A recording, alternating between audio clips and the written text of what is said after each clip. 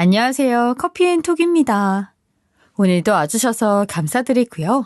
바로 사연 읽어보겠습니다. 안녕하세요. 곧 있으면 40을 바라보는 여자입니다. 저는 오디션 프로그램들이 붐을 일으켰을 적에 그런 방송들을 보는 재미로 살아가던 시절이 있었는데요.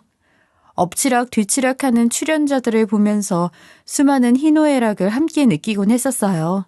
마치 우리네 살아가는 인생 같다는 생각이 들었거든요. 제 인생도 참 다양한 일들이 많았는데 그동안 살아온 시간들을 정리할 겸 한번 적어내려가 봅니다. 저는 무남동녀 외동딸로 자란 사람이에요. 집에서 하나밖에 없는 귀한 딸이다 보니까 정말 많은 사랑을 받으면서 자랄 수 있었어요. 다른 사람들이 보면 구김살 없는 귀한 딸의 모습이었죠. 그러다 초등학교 때 아버지가 일찍 돌아가시게 되면서 엄마와 둘이서 살아야 했어요. 병원에서 간호사로 일하시는 엄마 덕에 저 또한 병원에서 일하는 것을 꿈꾸게 되었고 결국 물리치료사가 되었어요. 아픈 사람들을 돌보고 그들에게 도움을 줄 수 있다는 사실만으로도 뿌듯했답니다. 하지만 대부분의 청춘이 그렇듯 저 또한 연애도 하고 이별도 겪으면서 남들처럼 비슷하게 사랑하고 비슷하게 아픈 시간들을 보내기도 했어요. 한 번은 만나던 남자친구와 헤어지면서 마음속에 큰 짐을 내려놓지 못하고 힘들어하던 때도 있었는데요. 그때 같이 일하는 동료 언니가 제게 이런 말을 했었답니다. 은정아, 원래 사랑은 다른 사랑으로 잊어야 하는 거야. 그러지 말고 언니가 소개시켜주는 사람 한번 만나보는 게 어때? 너랑 동갑이라 말도 잘 통할 것 같아. 그래? 난 동갑은 남자로 안 느껴져서 별로이던데. 이전에 만나던 사람이 저보다 7살 많은 오빠였는데 언니가 제게 소개시켜준다는 사람은 저와 동갑이라는 거예요. 동갑과는 만나고 싶지 않아서 시큰둥하던 와중이었는데 남자의 사진을 보여주고 마음이 혹하게 되었어요. 훤칠하고 시원시원해 보이는 인상을 가지고 있더라고요. 그렇게 다 같이 밥이나 한번 먹자고 만난 자리에서 저는 그 남자와 순식간에 가까워지게 되었어요. 아이 뭐야, 둘이 벌써 이렇게 잘 맞는다고? 주선자 언니가 너스레를 떨더라고요. 저는 언니에게 말했어요. 저희 이러다 결혼이라도 하게 되면 언니한테 크게 선물 하나 해드릴게요. 그 사람에 대한 호감의 표시였어요. 그렇게 저희는 바로 연인이 되었답니다. 남자친구는 저와 비슷한 면모들이 많이 있었어요. 그 또한 일찍이 아버지를 여의고 홀어머니 아래서 자란 외동아들이었으니 통하는 게 많았죠. 너한테도 그런 아픔이 있었구나. 이게 정말 겪어보지 않는 사람들은 잘 모른다니까. 맞아. 남들이 이해한다고 하는 말들은 다 가짜야. 우리처럼 직접 겪어본 게 아니면 절대 그 감정들은 알 수가 없는데 말이야. 그래서 서로한테 좀 더 기대고 좀 더 의지하는 시간들이 많았던 것 같기도 하네요. 그렇게 2년간 알콩달콩 예쁜 시간들을 많이 만들면서 지내게 되었답니다. 그 시간들을 함께하면서 서로 평생을 약속하게 되었어요. 우리 내년에 결혼하는 게 어때? 지금 나한테 청혼하는 거야? 그냥 어차피 우리 둘이 할 거니까 하루라도 빨리 하고 싶어서 그렇지. 남자친구는 제게 은근슬쩍 결혼 이야기를 꺼내는 겁니다. 저 또한 남자친구와 결혼을 할 생각을 가지고 있었기 때문에 그 말이 반갑게 들렸어요. 집을 마련해서 내년 정도에는 식을 올리자는 약속을 서로 하고 있었답니다. 그리고 한두 달 정도 지났을까요?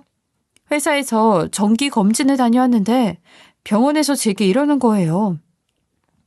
다른 곳에 특별한 이상은 없으신데 간 수치가 특별하게 높은 편이시네요. 큰 병원 가셔서 정기검진 한번 해보시는 게 좋을 것 같아요. 간 수치가요? 제가 평소에 술을 즐기거나 하지는 않는데 무슨 일인 거예요? 간 수치가 높아지는 이유는 다양해서 뭐라 명확하게 말씀드리기가 어려워요. 병원에 가서 정밀 검진을 한번 받아봐야 할 것 같아요. 간 수치는 술을 즐기는 분들이나 안 좋은 건 줄 알았는데 순간 겁이 나더라고요. 저는 그 다음 주에 큰 병원에 가서 정밀 검진을 받아봤어요. 의사 선생님의 결과를 기다리고 있던 그 순간이 얼마나 떨리는지 들고 있던 종이가 달달 떨리더라고요. 그리고 선생님께서 입을 여셨는데 그 입에서는 간암이라는 말을 하는 거예요. 그때 제 나이 너무나도 꽃같은 27살이었어요. 순간 이 사실이 믿기지가 않았어요. 내가 꿈을 꾸고 있는 건 아닐까 하는 생각이 들었죠. 어쩜 제 인생에 이렇게 큰 시련이 올 수 있는 걸까 하는 생각에 극단적인 선택을 하려 했던 순간도 있었답니다. 하지만 병으로 아빠를 먼저 떠나보낸 경험이 있는 엄마를 위해서라도 그럴 수 없었어요. 남아있는 엄마는 얼마나 슬프고 힘들겠어요. 엄마를 생각해서 좀 더 이를 악물고 버텨내야겠다는 마음이 있었답니다. 이후 진행되는 치료들은 쉽지 않았어요. 항암 치료에 따른 부작용들을 감내해야 했고 죽을 것 같은 순간들을 넘기기도 했었답니다. 시간이 흐르면 흐를수록 건강에 대한 갈망이 커져만 갔고 어떻게 해서든 살아내고 싶었어요. 그 마음 하나로 그렇게 악착같이 힘든 치료들을 버텨냈어요. 힘든 시간들을 견디게 해준 것은 한결같던 저의 남자친구 덕분이었답니다. 저희는 결혼을 하기로 했지만 저의 건강 상태로 인해 무기한 연기가 되어버리고 말았죠. 괜히 남자친구에게 이런 나와 헤어지고 다른 사람을 만나라는 말을 하기도 했었답니다. 뭐 한다고 내 옆에 있는 거야. 그냥 다른 사람 만나서 행복하게 살면 될 거 아니야. 제가 이런 모진 말을 해도 한결같이 제 옆에 있어준 사람이었죠. 남자친구는 제가 치료를 받는 동안 정말 살뜰하게 보살펴 주었어요. 이번 치료 잘 넘어가면 우리 내년엔 결혼하자. 언제까지 나 이렇게 둘 거야? 빨리 나와서 결혼해야지. 너한테 내가 미안한 마음밖에 없어. 정말 미안해. 네가 왜 미안해? 그런 마음 가질 것 없어. 지금 너무 잘하고 있기도 하고. 치료를 받는 동안 남자친구가 옆에 없었다면 아마 견딜 수 없었을 거예요. 치료를 시작한 지 3년이 지났고 3년간 진행된 항암 치료에 결국 세포들도 100기를 들었고 저는 치료를 종결할 수 있었어요. 꿈만 같았죠. 아직 향후 5년간 재발하지 않아야 완치 판정을 받는 것이긴 하지만 그래도 그 힘든 치료를 더 이상 받지 않아도 된다는 생각에 얼마나 기뻤는지 모르겠답니다. 아이, 내가 뭘 했어. 결국 우리가 이길 거라고 했잖아. 너무 기특하고 장하다. 너 없었으면 절대 여기까지 오지 못했을 거야. 너무 고마워. 그리고 정말 사랑해. 저희는 그 해에 곧장 결혼을 하기로 했어요. 저희가 만난 것도 벌써 5년이나 지나던 때였어요. 제가 20대의 대부분은 남자친구였답니다.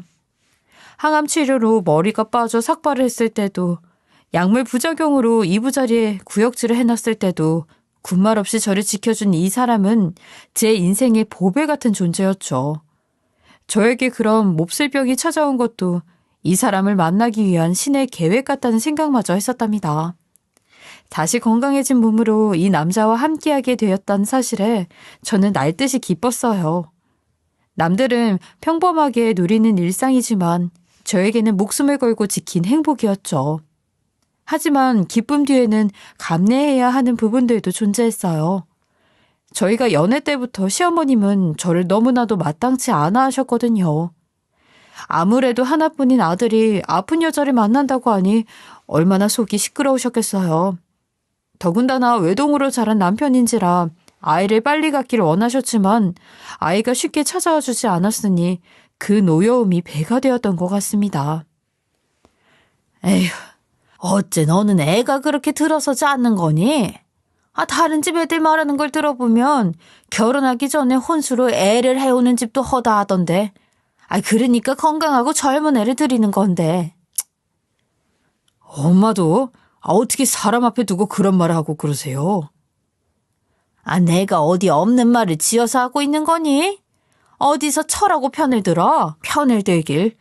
병습을 한다고 쫓아다닐 때 내가 너를 도시락 들고 다니면서 말렸어야 했는데 내가 이를 그르쳤지 뭐. 남편이 저를 두둔해줘도 어머님은 불만이 가득하실 뿐이었어요. 하지만 이 또한 제가 감내해야 하는 부분이라고 생각했답니다. 사실 어머님이 하시는 말씀들 중에 틀린 말이 없기도 했으니까요.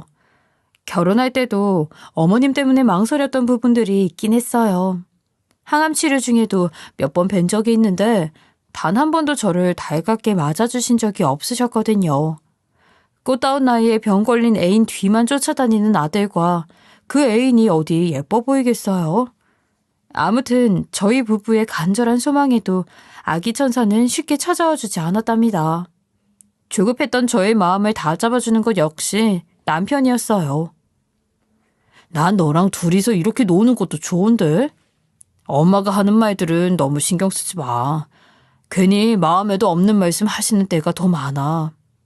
그래서 그런데 우리 주말에 근처에 바람이라도 쐬러 다녀오자. 남편이 없었으면 저는 이 모진 세상을 어떻게 살아갔을까 싶답니다.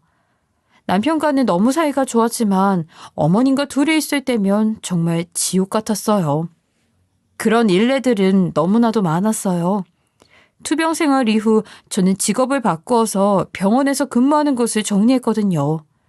프리랜서라 집에서 일을 하고 있는데 남편이 출근을 해서 집에 없는 시간에 일부러 불쑥 찾아오시는 날이 종종 있었답니다. 아, 너 우리 애 밥은 먹이고 있는 거냐? 볼 때마다 애가 얼굴이 바싹바싹 말라있는 게 안쓰러워서 어떻게 먹고 사나 좀 보러 왔다. 아이, 근데 냉장고가 뭐 이렇게 텅텅 비어있는 게니? 아, 이 빵 뭐야? 설마 빵 같은 거 내주고 그러는 건 아니겠지? 한평생 내가 갓 지은 밥만 먹여서 키웠는데. 어머님의 불효령에 순간 긴장을 했답니다. 그리고 저는 말했어요. 어머님, 제가 아침을 안 먹어서 건우 씨가 알아서 간단하게 빵이랑 우유 챙겨 먹고 있어요. 뭐? 우리한테 빵을 준다고? 아이고, 못 산다. 내가 하나뿐인 아들이라고 그리 금이야 오기야 키웠는데 이게 무슨 경우라니? 살다 보니 식습관이 좀 변하기도 했고요. 이제는 아침에 밥 먹으면 더부룩하다고 하더라고요. 건우 씨도 딱히 불만은 없어요. 먹고 가면 뒷정리는 항상 제가 하고 있고요. 어머님의 역정은 끝이 보이지 않았어요. 한평생 아침마다 밥에 국까지 꼭꼭 먹던 애가 결혼했다고 한순간에 갑자기 바뀌었다고? 말 같지도 않은 소리를 하는구나. 그냥 네가 밥을 안 차려주니 우리 착한 아들이 넘어가 주는 건데 그걸 눈치도 없이 고지고대로 받아들여? 아이고, 답답해. 그건 그렇고 근데 너 시애미 앞에서 말끝마다 건우씨 해야겠니? 아무리 동갑이라지만 연애할 때면 몰라도 결혼했으면 어디 하늘 같은 남편 이름을 그렇게 막 불러? 집에서 그런 것도 안 배웠다니? 그게 죄송합니다. 대체 어디서부터 알려줘야 하는 거라니? 이래서 집안을 잘 봐야 하는 건데. 아유, 머리야. 저희 부부는 동갑이다 보니 결혼을 해서도 이름을 부르는 게 자연스러웠지만 어머님 앞에서 호되게 혼이 난 이후 자연스레 호칭을 바꾸게 되었어요. 저희 엄마는 사위가 제 이름을 불러도 아무런 말씀을 하지 않으셨는데 억울한 생각이 들기도 했었답니다. 그 이후로 어머님은 사사건건 제가 하는 것에 대해서는 마음에 들어하지 않으셨지만 그래도 좋은 모습을 보여드리기 위해 제 나름대로 애를 썼어요. 하지만 어머님의 태도는 그렇게 썩 달라지는 구석이 없었답니다. 그렇게 5년 정도 시간이 지났을 때였어요. 저희는 노력에도 불구하고 여전히 아이 없이 지내고 있었고 시험관을 계획하고 있었답니다. 그런데 하루는 남편이 혼자 시댁에 다녀와서 분에 못 이겨 씩씩거리는 거예요. 무슨 일이 있었는지 의아했어요. 저는 남편에게 물었어요. 여보, 왜 그래? 어머님한테 혼나기라도 한 거야? 그런데 남편이 하는 말에 저는 너무 놀라버렸어요. 글쎄, 엄마 정말 해도 너무한 것 같아. 당신한테 이런 말을 해도 될지 모르겠지만 글쎄, 나한테 다른 여자를 만나보라고 소개시켜준다고 하는 거야.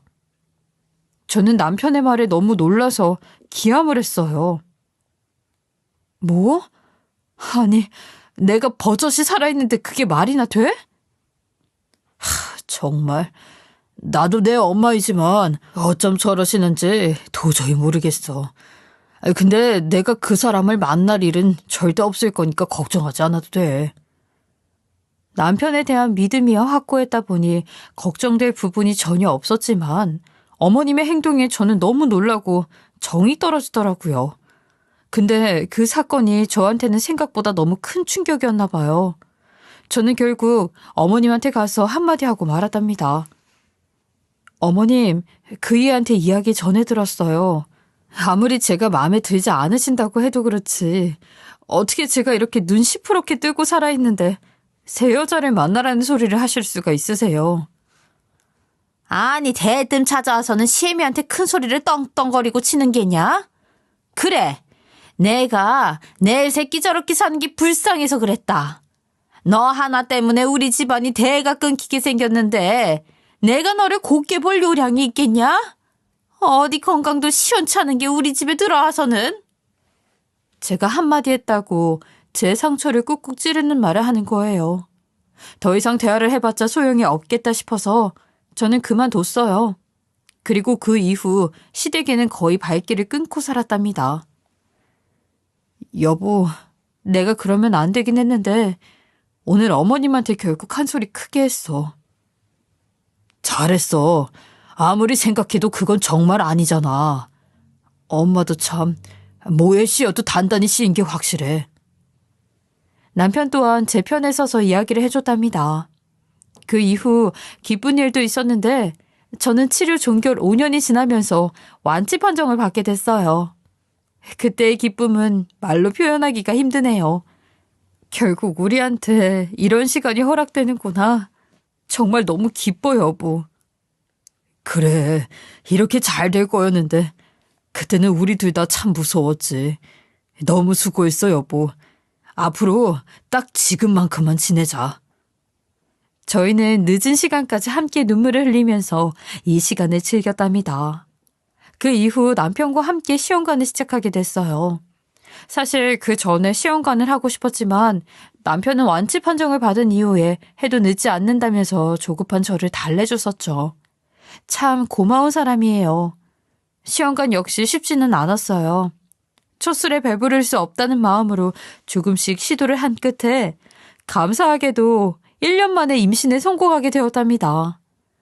그 순간의 기쁨은 지금도 잊혀지지가 않아요. 누구보다 기뻐했던 건 남편이었답니다. 내가 정말 아빠가 되는 거라고? 말도 안 돼. 나 정말 믿기지가 않아. 너무 축하하고 정말 고생 많았어.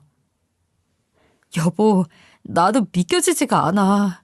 그동안 곁에 있어줘서 너무 고마워. 우리 이 아이 정말 잘 키워보자. 임신으로 더할 나위 없이 행복했지만 곧바로 고통의 시간들이 뒤따라왔어요. 저는 다른 산모들보다 아이를 품고 있는 10달 동안 고생을 꽤나 많이 한 편이었어요. 임신 기간 내내 거의 잘 자지 못하고 먹는 것도 한정적이다 보니 힘든 부분이 이만저만이 많았거든요. 그렇지만 그 순간들조차 감사하다고 생각될 뿐이었답니다. 그만큼 이 아이는 저와 남편에게 너무나도 소중한 존재였어요. 거의 막달을 향해 가고 있을 때였어요. 어머님께서 집으로 찾아오신 겁니다. 임신 소식도 남편을 통해서 전달했을 만큼 저와는 연락을 거의 아예 하고 있지 않았었는데 너무 깜짝 놀랐어요. 어머님, 어떻게 갑자기 오셨어요? 너 임신했다길래 진작에 와보고 싶었는데 이제야 오게 됐다. 그래, 아들이라니 딸이라니? 정말 몇 달 만에 연락도 없이 불쑥 찾아와서는 저에게 아들인지 딸인지를 대뜸 묻는 거예요. 황당했죠. 그게 병원에서는 알려줄 수 없다고 해서 아직 모르겠어요. 솔직하게 말을 했더니 제게 한 소리 하더라고요. 참나. 다른 임산부들은 미리미리 알아서 시애미들한테 알려준다는데 너도 참 유난이다. 그리고 제왕절개를 한다고? 애 엄마가 배 아파서 애를 낳아야 모성애가 생기는 건데 어떻게 자기 생각만 하는 건지 너도 참 답답하다. 이번엔 제 수술 문제로 걸고 넘어지시는 겁니다. 저 또한 한마디 했어요. 아무래도 제가 노산인 편이다 보니까 병원에서도 그러길 추천하시더라고요. 저도 자연분만 하고 싶었는데 참 아쉬워요. 어딜 꼬박꼬박 말대답하는 거는 참 변하지도 않는다. 자기 할 말만 하고는 그냥 가버리시는 겁니다. 달가운 소리를 하지는 않을 거라는 걸 알고 있었지만 여전히 저를 탐탁지 않아 하시더라고요. 저러시는 게 하루 이틀 일도 아니기도 하니 그러려니 하고 말았어요. 어차피 어머님이랑 왕래를 많이 하지 않고 지내니 그런 것도 있었죠. 이후 막달이 다가왔고 저는 초산의 노산인지라 제왕절개를 선택하게 되었어요.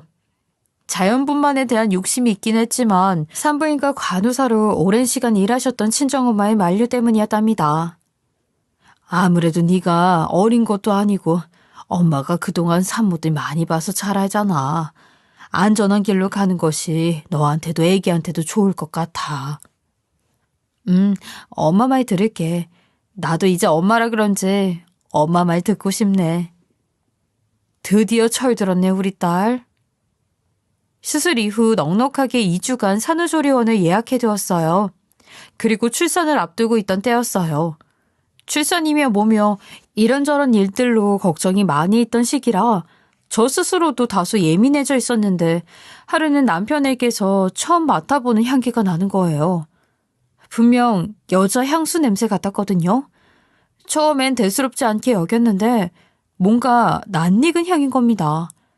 기억을 더듬어서 생각해보니 제가 입덧으로 한참 고통받고 있던 즈음에 남편이 저 향을 밖에서 묻히고 들어온 적이 있었던 게 떠올랐죠. 순간 안 좋은 상상들이 꼬리에 꼬리를 물었지만 남편을 추궁할 수는 없었어요. 괜한 의심을 하고 싶지 않았거든요. 그냥 제가 예민해져서 그런 거겠거니 하고 생각할 따름이었답니다. 그리고 저는 수술날이 다가왔어요. 당신 수술 잘 받고 와. 조금만 있으면 우리 꼬물이 만날 수 있으니까 좋은 생각만 하고 알겠지? 그럼 걱정 마. 나 잘하고 올게. 수술에 들어가기 직전 남편의 얼굴을 보는데 저런 눈망울을 하고는 저를 배신하는 일을 할 리가 없다고 스스로를 다스리면서 수술방으로 들어갔답니다. 그리고 저는 7년을 기다린 소중한 우리 딸아이를 품에 안을 수 있었어요. 출산 이후 예정된 대로 조리원에 들어가서 몸을 풀고 있었어요. 다른 산모들은 남편과 함께 오순도순 보살핌을 받고 있는데 저희 남편은 그때 감기 몸살에 걸리는 바람에 저에게 옮길까봐 조리원에 와보지도 못하고 있었어요. 내가 하필 지금 딱 감기가 걸리는 바람에 정말 미안해. 아니야, 당신이 감기 걸리고 싶어서 걸린 것도 아니고. 우리 꼬물이는 밥 잘 먹고 잘 크고 있지? 그럼 빨리 당신한테 보여주고 싶어 죽겠다.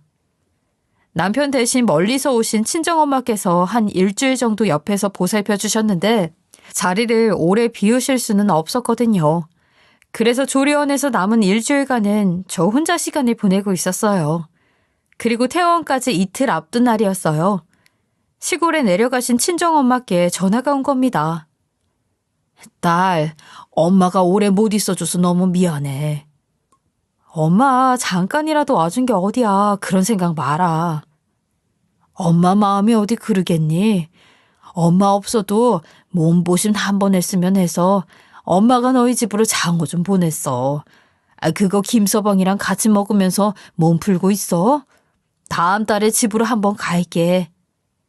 엄마는 저희 집으로 장어를 보내셨다는 거예요. 이미 저한테 오셔서 너무 많은 사랑을 받았는데 굳이 또 장어를 보냈다고 하시는 말씀에 눈물이 나더라고요. 뭘 그런 걸 다 보냈어. 엄마 정말 고마워. 잘 먹을게. 김서방한테 전해주려고 했는데 전화를 안 받네. 네가 이따 전화 한번 해줄래? 제가 집을 비우고 있으니 남편에게 택배를 받으라고 전화하셨다는 거예요. 거기서 뭔가 느낌이 안 좋다는 직감이 들었어요. 그리고 다음 날이 되었는데 저는 퇴원을 하루 앞당겨서 하게 되었어요. 부랴부랴 짐을 챙겨서 아이와 함께 집으로 곧장 향했습니다. 집으로 가는 택시 안에서 괜스레 마음이 불안하더라고요. 이윽고 도착한 집 문을 열었는데 저는 너무 놀라서 기절하는 줄 알았어요. 너무 놀라서 다리에 힘이 풀려버렸고 그대로 주저앉아 버렸답니다. 제 눈앞에 펼쳐진 광경은 남편과 시모, 그리고 웬 젊은 여자 셋이서 장어를 구워서 파티를 하고 있는데 지들끼리 하도 떠들어서 문이 열린 줄도 그 사이 제가 들어온 줄도 모르고 있는 겁니다. 장어 맛이 좋다며 남편은 그 젊은 여자의 볼에 볼을 갖다 대기까지 하는 겁니다. 저의 예감이 그리 좋지 못했던 이유가 여기 있었던 거였죠. 제가 뒤에서 주저앉아 있는 걸 처음 본 건 남편이었어요. 당신 지금 여기 어떻게 내일 오는 거 아니었어? 어머머, 세상에 너 왜 이렇게 빨리 나온 거라니? 남편과 시모는 나란히 놀라서 제가 왜 왔는지 의아해하는 겁니다. 기가 막히고 코가 막혀서 저는 아이를 방에 잠시 뉘어놓고 다시 나와 이야기했어요. 아무것도 모르는 갓난아기지만 못 볼 꼴을 보이고 싶지 않았거든요. 지금 그게 중요해? 아니, 다들 지금 여기서 뭐 하는 건데요? 저의 물음에 남편은 당황한 얼굴을 숨기지 못하며 말을 더듬는 겁니다. 그게 여보 이거 전부 오해야. 나는 이럴 생각 전혀 없었어. 정말이야. 이 여자 설마 그때 어머님이 만나보라고 했던 그 여자야? 남편에게 물었는데 시모가 대답을 해주더라고요. 보면 모르겠니? 그래, 내가 만나라고 했던 그 젊고 건강한 그 애다. 왜? 시모는 너무 뻔뻔스럽게 말을 하는 거예요. 그리고 남편은 너무 가짜는 변명을 늘어놓더라고요. 여보, 지금 오해하기 너무 충분한 상황이긴 한데 정말 당신이 생각하는 그런 거 절대 아니야. 이 여자랑 그렇게 깊은 관계 아니야. 정말이야. 다 필요 없어. 당신 집에 돌아오면 전부 정리하려고 그랬어. 아니, 엄마가 한 번만 만나보라고 사정사정 하시는 통에 정말 어쩔 수 없었어. 딱 한 번이었어. 정말이야. 남편은 구구절절한 변명을 했지만 어떤 말도 듣고 싶지 않았죠. 그리고 이어지는 시모의 말이 더 가관이었어요.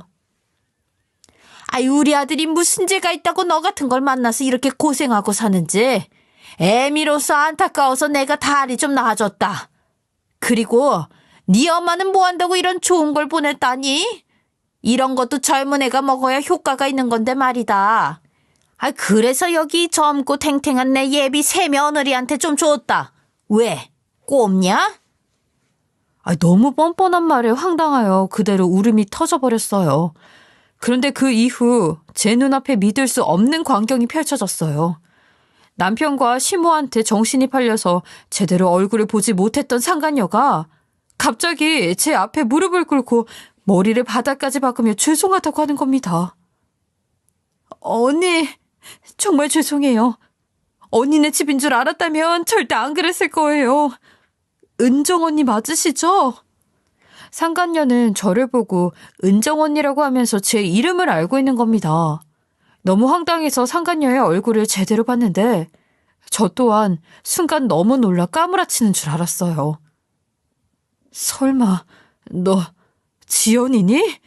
아니지, 지연이일 리가 없잖아.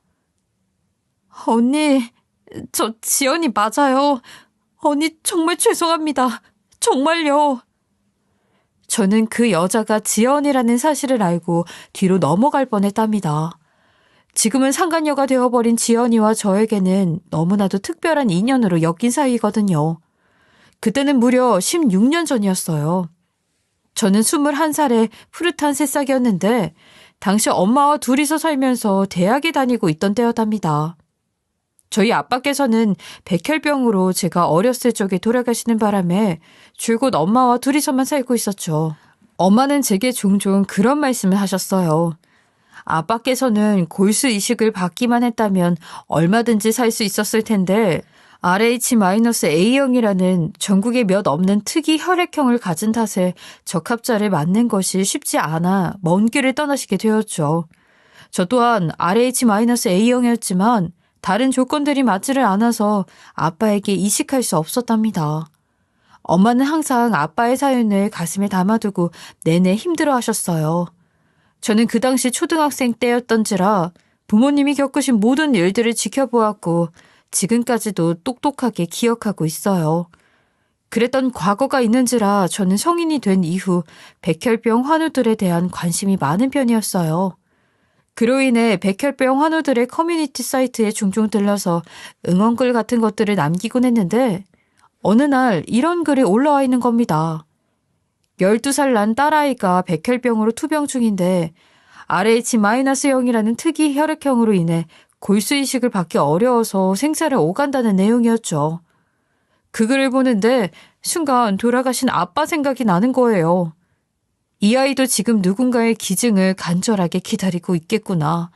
아니면 내가 이 아이에게 새 생명을 줄 수 있는 단 한 사람일지도 모른다는 생각까지 다다르게 되었죠. 저는 아이 엄마에게 쪽지로 연락을 해서 만나게 되었고 그렇게 제가 기증에 적합한 사람인지 검사를 하게 되었어요. 검사 결과 저는 아이에게 기증을 할 수 있었고 그렇게 수술 날짜를 잡았답니다. 정말 고마워요. 제가 이 은혜를 어떻게 갚을 수 있을지 모르겠어요. 너무 막막한 마음에 글을 써본 거였는데 이렇게 적합자를 만나게 될 줄은 꿈에도 몰랐네요. 별 말씀을요. 제가 아이한테 도움을 줄 수 있다는 사실에 너무 감사의 따름이에요. 저는 수술 전 아이의 얼굴을 보았어요. 키도 작고 깡 마른 체구의 사랑스러운 아이였답니다. 네가 지연이구나. 언니가 너한테 도움이 되어줄 수 있어서 너무 기뻐. 그 조그만 소녀는 부끄러워서 아무 대답을 하지 못하더라고요. 수술 이후 아이는 건강을 회복할 수 있게 되었고 지연이로부터 조그만 손편지를 받을 수 있었어요. 손편지 안에는 자기를 도와줘서 너무 감사하다는 내용이 적혀 있었는데 저는 그 편지가 너무 소중하여 두고두고 간직하고 있었어요. 저희에게는 이런 흔치 않은 사연이 있었죠. 지금은 커서 얼굴이 어느 정도 변했지만 12살의 꼬마 아이가 기억하는 제 모습은 짙은 인상을 남겼었는지 저를 대번 알아보더라고요. 네가 어떻게 지금 내 남편이랑 이럴 수가 있는 거야? 언니, 정말 죄송해요. 아무런 변명의 여지가 없어요. 정말 죄송해요. 지연이가 저를 알아보면서 죄송하다고 머리를 계속해서 수그리고 있으니 남편과 시모는 의아한 얼굴로 묻더군요. 아이, 니들 지금 둘이서 아는 사이인 게냐? 여보, 둘이 원래 아는 사이야? 저는 아무런 말을 하지 않고 딸아이를 안고 밖으로 나와버렸어요. 이 상황을 어떻게 해야 할지 받아들여지지 않는 겁니다. 그리고 며칠이 지나서 모르는 번호로 전화 한 통이 온 겁니다. 이윤은정 씨 핸드폰 맞나요? 중년 여자의 목소리였어요. 저는 누구시냐고 물었다가 돌아오는 대답에 정말 놀랐어요. 저 지연이 애미입니다. 사죄드리고 싶어서 연락드렸어요. 염치불구하고 한 번만 만나주실 수 있을까요? 저는 너무 깜짝 놀랐죠. 지연이의 어머님 또한 16년 전에 만나 뵙고 한 번도 만난 적이 없었으니까요. 딸아이 때문에 움직이는 것이 쉽지 않았던지라 제가 있는 곳으로 오라고 했어요. 그리고 만난 두 사람은 제 앞에서 무릎을 꿇고 사죄를 하더라고요. 제가 아이를 잘못 키워서 이 사달이 났습니다. 우리 아이 살려주신 은혜를 갚지는 못할 망정 정말 죄송합니다. 아이 또한 정말 많이 반성하고 있고 어줍지 않게 용서해달라는 말은 하지 않을게요. 정말 가슴 깊이 죄송합니다. 그리고 그녀의 어머니는 제게 통장을 하나 내미시는 겁니다. 그 안에는 처음 보는 놀라운 액수의 금액이 찍혀 있었어요. 그리고 지연이도 입을 열었어요. 언니, 그날 이후로 정말 많이 반성하고 뉘우치고 있어요. 엄마가 말씀하신 것처럼 용서해달라는 말은 하지 않을게요. 그런데 언니한테 이것만은 전해주고 싶어서요. 저 또한 그 사람한테 좋은 의도로 접근한 건 아니었는데 그 사람 정말 못된 사람이에요. 저를 만난 게 순간의 실수인 척하지만 제가 처음이 아닌 사람이에요. 이전에도 다른 여자들이랑 자주 놀아나던 사람이었고 언니한테 도움이 되실지 모르겠지만 여기 제가 몇 가지 가지고 있던 증거 같이 드릴게요. 제게 건네준 사진은 핸드폰 안에 담겨있는 문자 메시지와 사진들을 찍은 거를 인화한 것이었어요. 그 안에는 여러 여자들과 돌아가면서 만났던 기록들이 질비하게 담겨 있었죠. 그렇게나 저에게 순해 보인 척을 하던 사람은 결국 이렇게 저의 뒤통수를 거하게 쳤답니다. 너는 이걸 왜 가지고 있던 거야? 저 또한 그 사람한테 속은 거였어요. 그 미친 아줌마가 자기 아들 총각이라고 했었고 언니 남편도 저한테 총각 행세를 했었거든요. 나중에야 유부남인 걸 알게 되었는데 화가 나서 고소하려고 증거들을 나름대로 모아둔 거였어요. 언니, 정말 죄송해요. 하지만 이제 정말 끝이에요. 제 목숨까지 살려주셨던 언니 남편인 걸 알고 그 순간 완전하게 정리했거든요. 지연이에게 전해들은 이야기로 저의 충격은 더해졌어요. 그 안에 있는 금액이면 변호사 선임하고 작은 아파트 하나 얻는 데는 부족하지 않을 거예요. 저희가 이렇게 무리를 빚게 되어서 정말 죄송합니다. 이렇게 깊이 사죄드려요. 그 이후 저는 지연이가 준 자료들을 가지고 남편에게 소송을 걸었답니다. 너무나도 변명 불가능한 증거들을 가지고 있었던지라 빼도 박도 할 수 없었어요. 여보, 내가 정말 미안해. 당신한테 이런 식으로 배신감을 주려고 한 짓은 절대 아니야. 정말이야. 내가 이렇게 싹싹 빌게. 아이 생각해서라도 한 번만 용서해주면 안 될까? 말 같지도 않은 소리 하지 마. 당신 나한테 인간이면 절대 하면 안 될 짓을 한 거야. 당신 같은 사람을 믿었던 내가 등신이지. 정말 소름 끼쳐. 그 합의금 아니면 절대 합의할 생각 없으니까 알아서 해. 아가, 내가 이렇게 두 손 싹싹 비마. 정말 미안하다. 나도 이 녀석이 이런 짓을 하고 다녔을 줄은 꿈에도 몰랐지 뭐니? 정말 이렇게 너한테 사과할게. 미안하다. 그리고 막말로 내 아들이 너 아플 때 다 보살펴주고 다 병간호해줬는데 이렇게 대하는 건 아니지 않냐? 다시 생각해봐라. 너도 너무 염치 없지 않은 거니? 어머님, 저한테 사과조차 하실 자격 없으세요. 둘 다 꼴도 보기 싫으니까 당장 꺼져요. 남편 놈은 결국 저에게 합의금을 주고 이혼을 할 수 있었어요. 이후 전 남편의 회사에서도 이 이야기가 소문이 나는 바람에 회사의 이미지에 꽤 큰 누를 끼쳤다는 이유로 권고사직을 당하게 되었답니다. 그리고 또 한 사람, 지연이까지 법적인 처분을 피해갈 수는 없었어요. 저에게 먼저 줬던 합의금이 있었지만 상간녀 소송은 걸었죠. 지연이에게 하면 안 될 짓을 하면 어떻게 되는지를 보여주고 싶은 마음이었어요.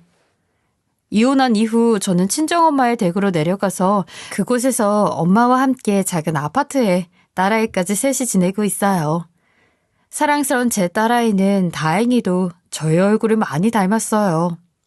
앞으로 커가면서 아빠가 왜 없는지 천천히 알려줘야 하지만 그래도 그런 인간을 아빠로 두지 않아도 돼서 얼마나 다행인지 모른답니다. 전 남편은 회사에서 잘리고 저에게 합의금을 마련해 주느라 근근히 먹고 산다고는 전해 들었어요. 더 처절하게 망했으면 좋겠지만 그건 하늘이 알아서 해결해 줄 일이라고 생각할 따름입니다.